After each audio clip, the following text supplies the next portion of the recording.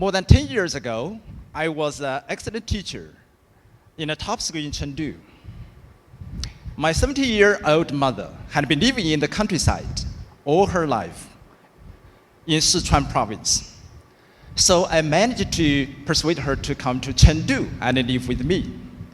I thought she would enjoy the happiness and convenience brought by the prosperous metropolis life, as I have a big house, a nice car, and more time to accompany her.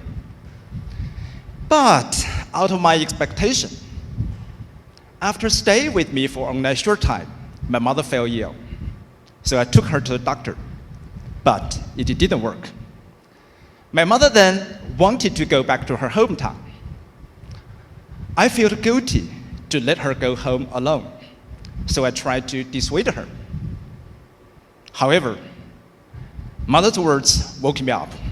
She said, "Son, I know you're a failure child, but have you ever thought that I've lived in the countryside all my life? Hometown is the only place that would make me happy and comfortable. You just do as I wish." In this way, I sent my mother back home. Aha! To my surprise, I felt very excited to hear that my mother recovered only a few days after she going back. Ever since then, I only need to call my mother every week to ask about her life and health. Now, my mom is nearly 90 years old, still lives in the countryside, happy and healthy.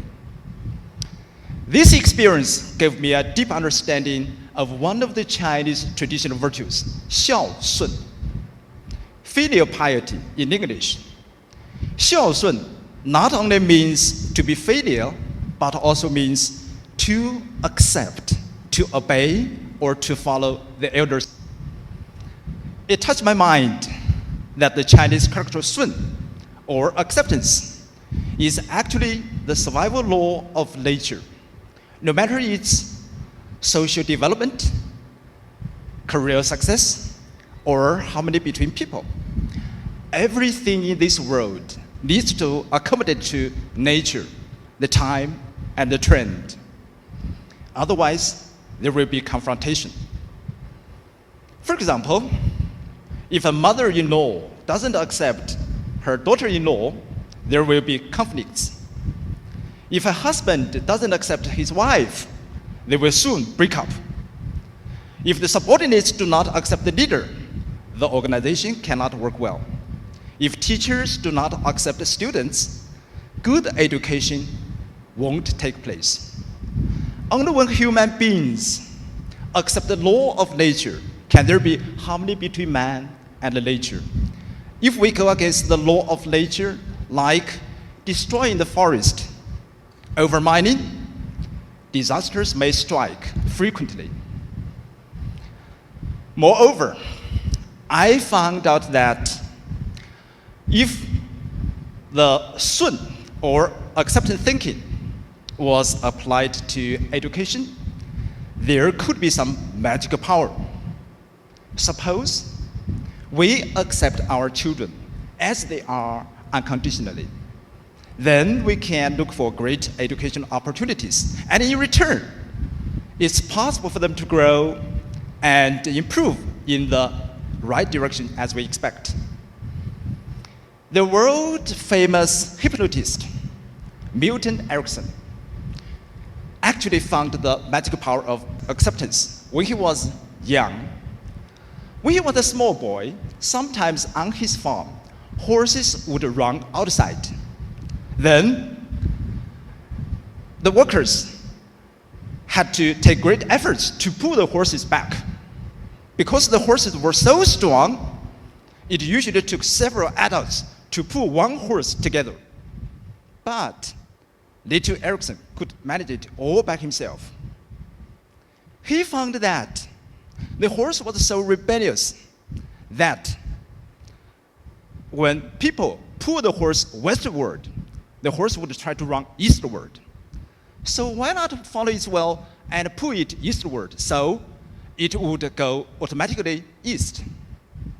Sure enough, when Milton Erickson tried to pull the horse in the opposite direction to the stable, the horse tried to retreat to the stable instead. So it only took very little effort to get it back to the stable.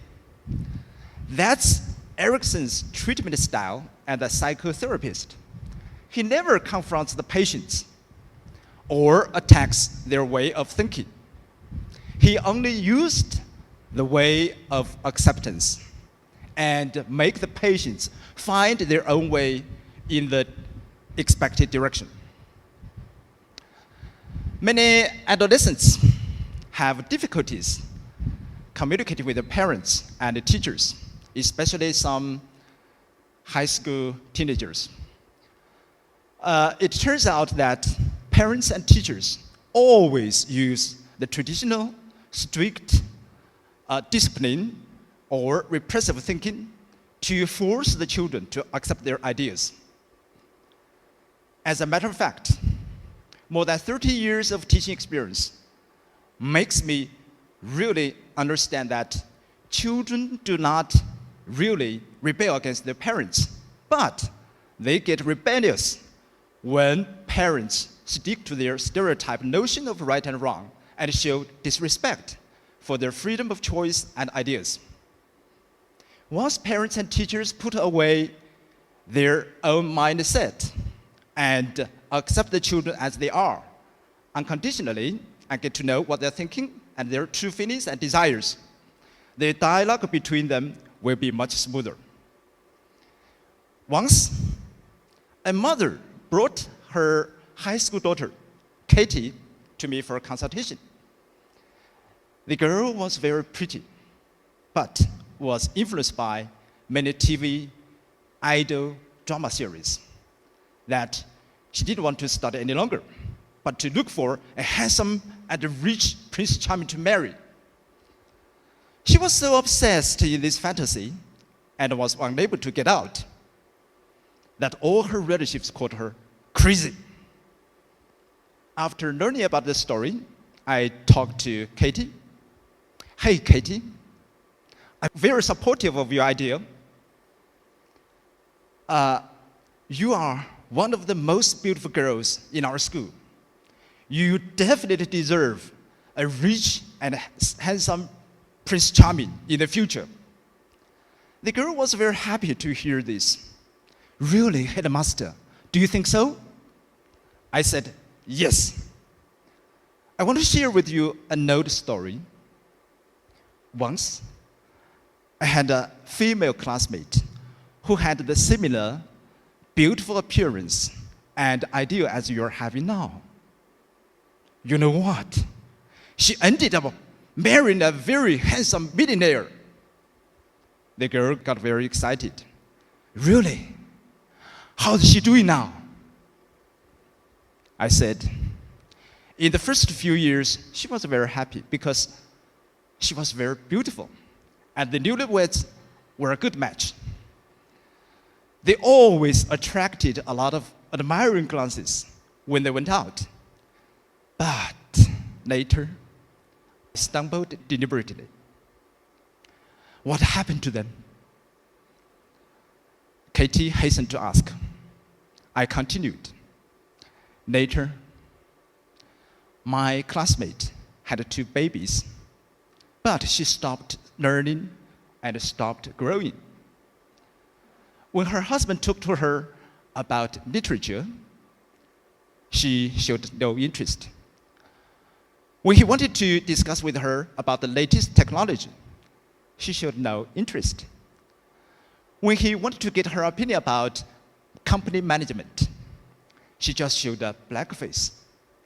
Over time, apart from the 2 topics of children and fashion, there was nothing more to talk about between them. So, I paused. So, what happened? Katie looked more worried. So, her husband felt there was no spiritual communication between them. and he didn't want to stay with her any longer. Then he met a good-looking woman with abundant knowledge and interesting life experiences. Unfortunately, in the end, they divorced. Katie was silent for a few minutes, and then she said, "Headmaster, I think I got it." What was magic to all of us was that after going back, Katie immersed herself in her academic study. Her mother asked me why. She didn't hear me talking about the harm of her crazy idea of dropping out and marrying a rich and handsome man at such a young age. But the problem was solved. I smiled and simply said, "Just try it and think, communicate in a different way." I totally accepted her at first, and she found the answer all by herself. That's the magic of acceptance. From the bottom of their hearts, children actually want to be understood and respected from teachers and parents. If there is no total acceptance at the very first beginning, how can we expect our children to be empathized, to follow our constructive guidance, and to figure out their own way of fixing themselves and making improvements? You may wonder how we can use the strategy of acceptance in practice. Well, I have 3 steps to communicate with children. The first step is to accept. Right, accept. To let the child feel that you're his ally, not his enemy. Only in this way can an in-depth talk go on and the next steps continue. Last year, a senior high boy, Michael, was brought to my office by his class teacher. The problem with the boy was that he refused to wear the school uniform, but clothes with holes of different sizes, which looked very cool in his eyes. I told the boy, "Your clothes looked so cool, and I totally agree that you should keep wearing them." The boy was astonished because he had expected that he would be severely scolded. But instead, he was accepted by the headmaster. He felt being understood by someone eventually, very relieved and grateful. Now the second step. The second step is to share. Talk about the same experience you have or you know. Take the case of Michael, for example. I shared with Michael my story. When I was in college, I was a very fancy and cool boy too. In one term, I dyed my hair gray and wore strange clothes with different patterns of painting. Michael was surprised and hilarious that the headmaster did the same as he did. He asked, "Why you did that?" "Oh, I thought I would look much cooler and more handsome." I told him, "Did the school allow you to do that?" I said, "I was in college, and there was no rule to stop me from wearing what I like." "Did you wear that all through college?" He was more curious. "No," I said. "Why did you give up?" "I was refused when I was interviewed for my dream jobs because my hairstyle and what I was wearing," I told Michael. I realized I wasn't handsome at all, and I couldn't get my dream jobs if I didn't make any change. "I got it, headmaster," he said. I knew Michael was pondering and he had learned something. Now step 3. Step 3 is to plan. We can plan a situation in which children's motivation to improve can be generated. After talking with Michael, I secretly told Lily, a girl who was very influential in his class, that she should find an opportunity to tell Michael that he looked much more handsome wearing the school uniform rather than the strange clothes. Lily did this very skillfully and successfully. Michael stopped wearing the strange clothes, and he started wearing the school uniform, more focused on his study and became more confident. With 30 years of experience in education and making friends of several hundred of students, I have found the magical power of acceptance.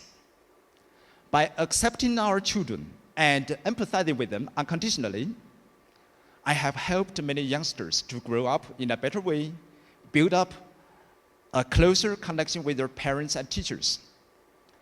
I hope more teachers and parents can use the strategy of acceptance to avoid conflicts in communication with their children, especially children of the younger generation who are more independent in thinking, who want more freedom and respect, so that they will have better growth, more happiness, and greater success. Thank you.